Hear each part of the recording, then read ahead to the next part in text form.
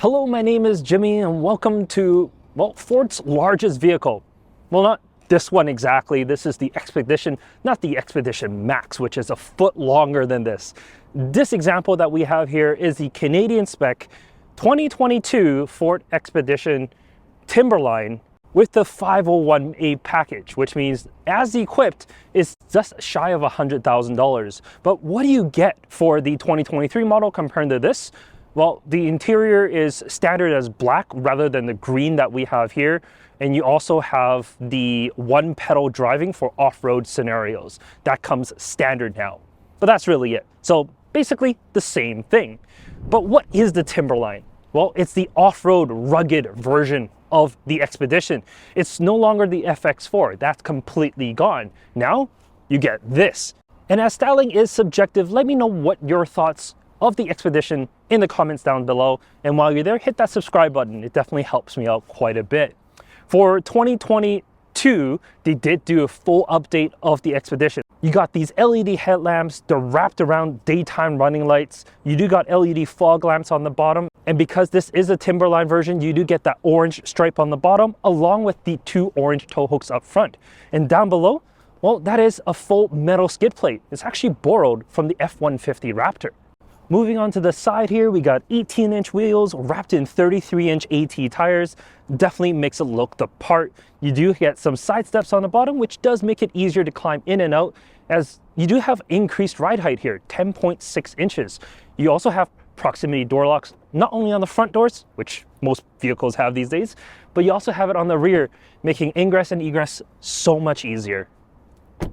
And then around back, you got the roof spoiler on top, incandescent taillights, which is quite rare to see these days. Most vehicles get LEDs, but I don't know, Ford is just thinking, you don't need those, here's some incandescent taillights. The Expedition across the rear in the black and orange lettering. I mean, it's a good looking truck, especially in this color. It has that kind of macho look that a lot of people are looking for these days. Something I do like about the tailgate of the Expedition is you can open up the glass separately, something you can't do in like the Wagoneer. But of course, you can have the entire thing open, and well, it's actually not too bad. 19.3 cubic feet here. It's definitely not the largest in this class. The Wagoneer as well as the Tahoe is bigger, but it's sufficient. Here's a set of clubs or a compact stroller. But if you need a full-size stroller, you will need to fold the seats down, and with the Timberline here, you just press a button and the seats fold away. It's quite easy to fold basically all second and third row with the buttons that you have on the back here. I also really like this two-tier cargo divider here. It is an optional extra, but it just makes it a little bit easier for you to carry, well, just a little bit more. But let's head to that third row. Getting access to the third row isn't too difficult. Just one lever and you're basically in. And when you are back here, it's actually not too bad. I mean, I'm 5'11" and I got enough headroom, and legroom is actually pretty good. And I'm not like sitting on the floor because of the independent suspension that they have in this. I actually have good legroom and a good thigh support as well. It's superbly comfortable, and I can recline my seat a little bit more as well.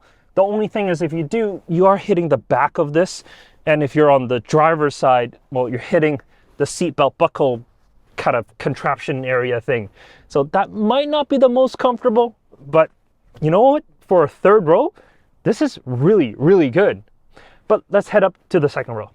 All right, as for the second row, I got plenty of headroom. Legroom is also really, really good.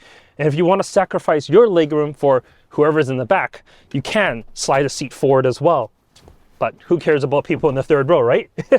You can slide this all the way back and you get basically lounge seating back here. It's really, really comfortable. I also have heated seats, my own climate control, 110-volt outlet, so I can plug in my laptop, as well as I got USB-A as well as USB-C ports on the other side. So I can charge all my devices here. This model here with the bench seating, it's the more family-friendly version of the Expedition. You can go with the captain seat instead, but I mean, this, well, like I said, it's very, very family-friendly. In fact, you can actually fit 6 car seats in here. In the third row, you get 2 sets of lower anchors and 3 sets of upper anchors. You can fit 3 child seats across. I didn't actually buckle these seats in as I was just a little lazy, but there's sufficient room for you to actually have 3 car seats in the third row. Same thing with the second row here. These are all fully bucketed in. I got on the passenger side here a forward-facing Kleck flow, and this is using the lower anchors, which means that you can actually gain access to the third row without moving that seat. The only thing is the lower anchors, maximum weight of 65 pounds, so seat plus your child, 65 pounds. So definitely keep that in mind. If your child's a little bit older, that's not going to be, well, as feasible. In the center here, I got a Kleck 5. That is a rear-facing child seat. Once again, no problems. And finally, on the driver's side, a Kleck Ling, an infant seat. I had no issues installing any of these seats. The only thing is the lower anchors in the second row here, they're a little bit hidden, but you'll get used to it. And really, for most people, once you install it that one time, that's it. So, I mean, like I said, as a family vehicle, a terrific, terrific family hauler. But let's head up to the first row. All right, the front seats, just like the back row, superbly comfortable, but of course they are a little bit more bucketed, so they hold you in a little bit more. The seats themselves, they're heated as well as ventilated for maximum comfort no matter the weather. As for the steering wheel, it's your typical Ford setup. It is heated, and I do like the orange stitching that it has inside. Behind that, a full digital cluster. It's super configurable, and like depending on the drive mode you have, there's animations. It's just a really rich cluster that shows you everything that you need. I do really like that. No heads-up display, unfortunately, but I mean, with a cluster like this, I don't mind looking down at it. The center of attention, of course, is this 15.5-inch infotainment display here. It shows you everything, and everything is controlled inside. You do have some physical buttons underneath, but the one that I need the most, which is the rear defrost, isn't there. You do have to go to the screen for that, which is a problem in itself. But I mean, the system works well. I mean, you have everything that you really need. Sync, it's a good system. It really is. There's nothing wrong with it, as long as it works. Because I did have a chance when driving this car, or truck really, where just the screen went completely blank. I had to get out of the vehicle, restart it, and then the screen came back. So it's just one of those things. Software little glitches and whatnot, it just happens. But when it controls everything within the vehicle, well, I was a little warm and I couldn't turn the temperature down. And I tried using the voice activation and just nothing would work. So that's definitely something to be concerned about. But you do have all your charge points that you may need, USB-A as well as a USB-C there, and your Qi charger just to the right of that. And you get tons of cubbies to put all your stuff in. There's cubbies in the middle, there's cubby here, you got a cubby right in front of the passenger. Like, there's just a lot of space for, well, all the family stuff that you normally would need, because that's really good for wipes, which we go through tons of. And this is good for all the snacks that you may need, and change, and all the other stuff that you may have. But before we go for a drive, let's talk about the powertrain within this Timberline, because it's a little different. Because underneath the hood, it's a 3.5-liter turbocharged V6, which is your standard Ecoboost motor. But in here, it is the high output, making 440 horsepower and 510 pound-feet of torque. Made it to that, 10-speed automatic and a 2-speed transfer case. And all of that power translates to pretty strong acceleration, as I will now demonstrate. Yup. Pretty strong acceleration. I mean, the noises that it makes aren't the best. It's an Ecoboost V6. It doesn't have that trombone exhaust that the Raptor gets, unfortunately. Maybe something in the aftermarket world you can get something a little bit cooler, but as stock, yeah, definitely doesn't sound like a V8. But I mean, that's fine. It's not a vehicle designed to be loud or obnoxious. This is a really good family vehicle. It's quiet, it's sure-footed. I mean, handling, it's a little vague. I mean, this steering wheel, yeah, it does things, but you don't really know exactly what you're feeling because there's not a lot of connection between you and the road.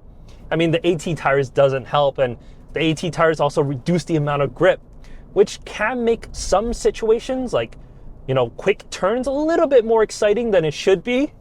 But, you know, in everyday drives, the Timberline's not really designed for that.